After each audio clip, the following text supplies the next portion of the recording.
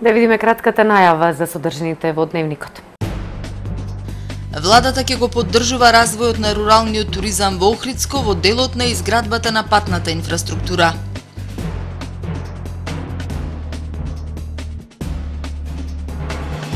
Како да се задржат образованите кадри во Македонија?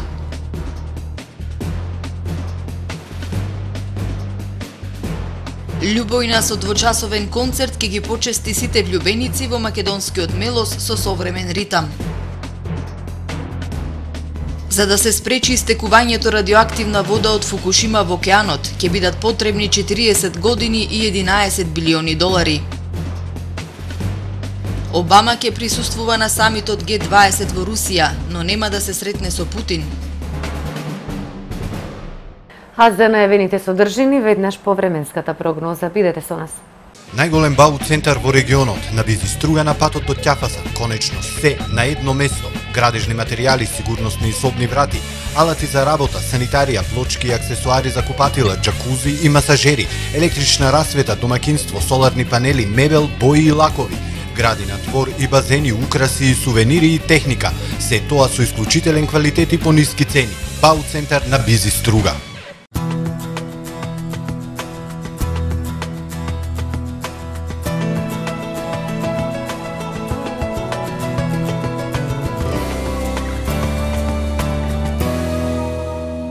Сончево и топло беше денес времето во Охрид со максимална дневна температура до 32 степени Целзиусови. Воздушниот притисок изнесуваше 1016 хектопаскали, а дуваше и слаб ветер од североисточен правец. УВ индексот во Охрид денес беше 9. Во четврток умерено облачно и нестабилно со врнежи од дожд ќе биде времето на југоисток од Франција, областа на Алпите, на југ од Скандинавија и на места во Германија. Во останатите предели ќе биде сончево и топло.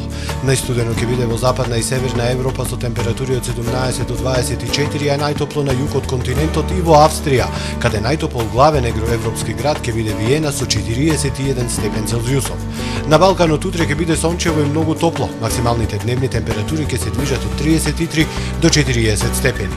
Во Македонија во четврток тропски ден, сончево и многу топло време, ќе дува слаб северен и североисточен ветер, а во источните предели ќе дува северозападен ветер. Утринските температури од 14 до 23, а максималните дневни ќе достигнат до 30, односно 40 степени. УВ индексот ќе биде 9. Во главниот град утре времето ќе биде сончево и многу топло, ќе дува слаб северен ветер. Утринската температура од 19, а максималната дневна ќе достигне до 37 степени. Во Скопје УВ индексот утре ќе изнесува 9. Во Охрид во четврток тропски ден, иако ќе дува слаб североисточен ветер, утринската температура ќе достигне до 16 степен, а максималната дневна до 33 степен Целзиусов. УВ индексот во Охрид утре ќе биде 9. Во петок повторно тропски ден, сончево и многу топло време. Попладне во западните предели ќе има услови за дожд, а можна и појава на град. Во сабота умерено облачно и нестабилно со врнежи од дожд и не очекува пат на температурите. Во недела ќе имаме претежно сончево, меѓутоа посвежо време, а од понеделник следува период на сончево и топло време со постепен пораст на температурите.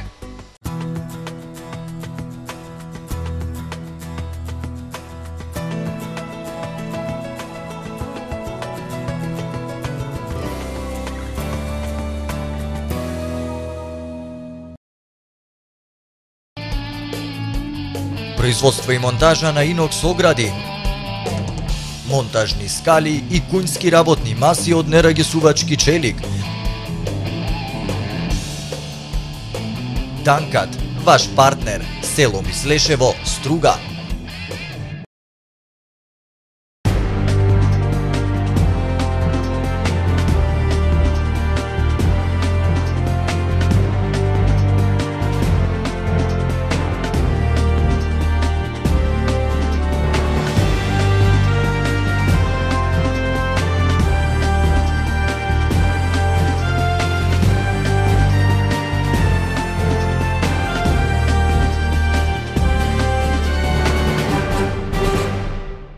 Добар ден, прво издание на Дневникот на ТВМ.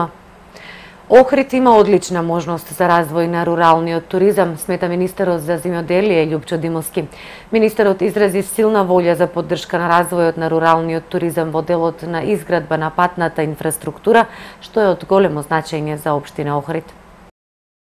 Охридскиот регион со езерото, високите планински масиви, реките и чистиот воздух, живописните селски населби со домакинства, со влез на инвестиции, се смета за подрачје со висок потенцијал што треба да се искористи за развој на руралниот туризам. Токму поради тоа министерот за земјоделие Љупчо Димовски на средбата со охридскиот градоначалник Никола Бакрачевски вети владина помош за развој и поддршка на руралниот туризам.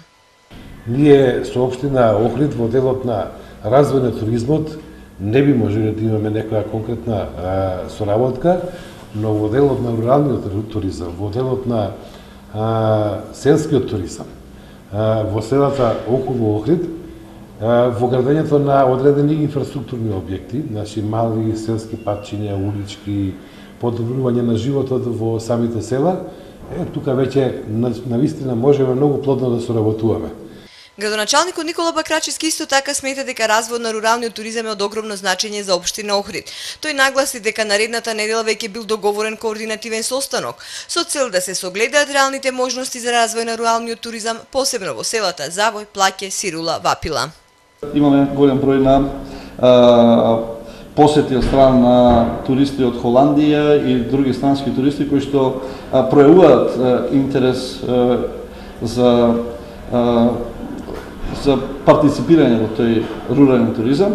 Со поддршка на Министерството за земјоделие ќе имаме можност да извлечеме средства врз база на кои што ќе ги помогнеме локалните жители таму или луѓето кои што имаат намера да се занимаваат со рурален туризам да создадеме услови, односно предуслови да конечно во овие краишта на општина Охрид конечно профункционира руралниот туризам во права смисла на зборот.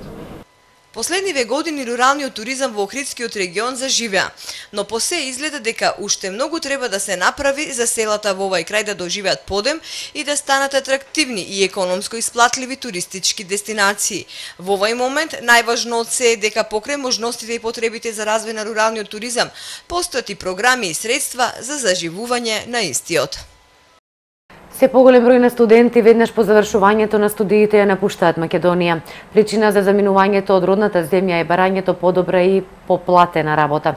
Овој тренд на одлив на мозоци и тоа како им одговара на земјите од Европската Унија, тие нудат исклучително поволни услови за да привлечат високо образован кадар. Се поголем број на студенти веднаш по завршувањето на студиите планираат да ја напуштат Македонија со надеж дека ќе имаат поголеми шанси за вработување и подобри услови за живот некаде надвор. Ваквиот одлив на мозоци во прилог им оди на земјите од Европската Унија, кои што ги отвараат своите врати за образовани луѓе од одредени профили, како медицински работници, информатичари, инженери. Основната политика која што изгради Европската Унија по последната финансиска криза во 2008 и 2009 година беше да ги отвори вратите за сите талентирани и образовани млади луѓе, истакна професор доктор Билјана Секуловска-Габер, продекан на Економскиот факултет од Скопје. И они сватија дека мора нешто да направат за да не им дојде на нивниот праг, не им чукне проблемот. Значи, од друга страна, мора фирмите да се тие кои што ќе се свртат и кон младите, и кон популацијата на која што треба да ја представат Европската Унија, значи треба да ја донесат дома, за да немаме потреба да заминуваат. И токму тоа е нашата цел. Како што јас им велам на студентите, треба Европа да ја донесеме дома, независно кога ќе стане Македонија членка на Европската Унија. Секуловска-Габер излезот од оваа ситуација го гледа во бизнис заедницата. Таа смета дека токму тие, доколку почнат да ги вработуваат најдобрите, не само што ќе ја намалат невработеноста во земјава, туку и ќе ја намалат желбата на младите да ја напуштат земјата во која што се родиле, растеле и се образовале. Ако ние на младите им ги отвориме патиштата кон знаењето, кон можноста на соработка на бизнис заедницата, желбата да се оди надвор нема да биде толку голема колку што е сега, вели Габер. Професорката моменталната ситуација во Македонија оценува како многу тешка. Многу тешка. Каква е? Мислам, бројките сами за себе зборуваат дека е многу тешко. Меѓутоа, може да се подобри само со подобро образование, со поголема отвореност, Значи, колку има поголема отвореност на проток на идеи, на знаења, да едноставно имате влез-излаз. Така да, нека одат, нека видат надвор и кога ќе споредат и ќе речат овдека треба да се вратам за да го пренесам знаењето што го научив, останува на нив. Габер тврди дека секоја отвореност на една земја носи развој. Колку повеќе се отворите и ги отворите вратите, другите да дојдат внатре, развиеноста ќе биде поголема, додава продеканот на економскиот факултет. Таа открива дека економскиот факултет при Универзитетот Свети Кирил и Методи ги отвара вратите и за бизнис секторот и тврди дека имаат влијание на образовниот процес, со што ќе покажат какви кадри му се потребни на бизнис секторот во Македонија. Инаку и владата на Република Македонија признава дека во последните 20 години на Македонија и се случува интелектуална емиграција. Дури 29% од високо образованите лица живеат надвор, а 85% од младите во завршни студиски години се изјасниле дека својата иднина ја гледаат вон границите на државата. Загрижувачките податоци беа повод Министерството за образование и наука да креира национална стратегија за намалување на одливот на високо образовен кадар и за вмрежување и соработка 2013-2020 година. Црвен крст Охрид во соработка со трансфузиолошките служби на 8 и 9 август организира традиционалната крводарителска акција Плаошник 2013. Акцијата ќе се одвива во два дела, започнува на 8 август во четврток од 18 до 24 часот, а ќе продолжи наредниот ден на 9 август во петок од 9 до 14 часот. Од Црвениот крст ќе повикуваат охриѓани и гостите на платото пред црквата Свети Климент на Плаошник да ја покажат својата хуманост и да даруваат крв. На сите оние кои ќе даруваат крв, организаторот на акцијата ќе им возврати со должно внимание, благодарност и скромен подарок за сеќавање на хуманиот гест. Етногрупата Љубојна вечерва на Античкиот театар со двочасовен концерт ќе ги почести сите влюбеници во македонскиот мелос со современ ритам. Концертот е под покровителство на општина Охрид во соработка со Охридско лето. Пејачката Вера Милошевска ги покани охриѓани и гостите да ги слушнат бисерите на нашата лирска егејска песна. Љубојна етногрупата, која најавтентично го пренесува пулсот на македонскиот мелос, вечерва на Антички во Охрид. Очекуваме убава охридска вечер и незаборавен концерт на групата Љубојна во пресрет на двата големи верски празници, рече секретарот на општина Охрид Димитар Спасески. Ова е една од нашите зацртани цели и активности со цел овозможување на граѓаните на општина Охрид и на туристите кои што престојуваат во Охрид што повеќе настани од културен карактер, така што можам да ве известам дека оваа година започнавме многу манифестации кои што се надевам дека ќе станат традиционални и во иднина ќе ги надоградуваме, и тоа не само во летниот период, туку и во зимскиот период. Со нескриени страсти и огромна возбуда пред вечерашниот настап, Вера Милошевска открива дека Античкиот театар е идеално место за изведба на нивната музика. И сум многу среќна што ќе бидат токму во Охрид и токму во Античкиот театар, зашто оваа музика која свири Љубојна има таков звук за кој што е неопходно простор, вака да се расшири меѓу многу луѓе и да се расшири просто во просторот. Затоа што и музиката која јас ја пеам, јас многу сакам да ја делам искрено со мојата публика, таа сакам да биде многубројна. Направивме проба на Антички, се помина како што треба, подготвивме и многу изненадувања, рече Оливер Јосифовски.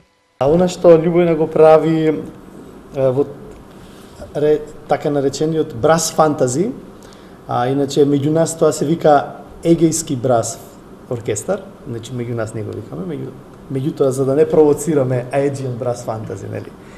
Тоа се стана една Љубојна брас фантази. Вечерва ќе слушниме многу музика, ќе има многу пеење и играње на сцена. Она што е ново за вечерва е до последниот концерт беа преубавите битолски чупиња со нас кои што пеат и играат, а сега вклучивме и неколку устроени момци да така да ви заиграат малку до возбуда. И уште многу нешта кои што ќе ја оформат целата целина од близко 2 сати концерт.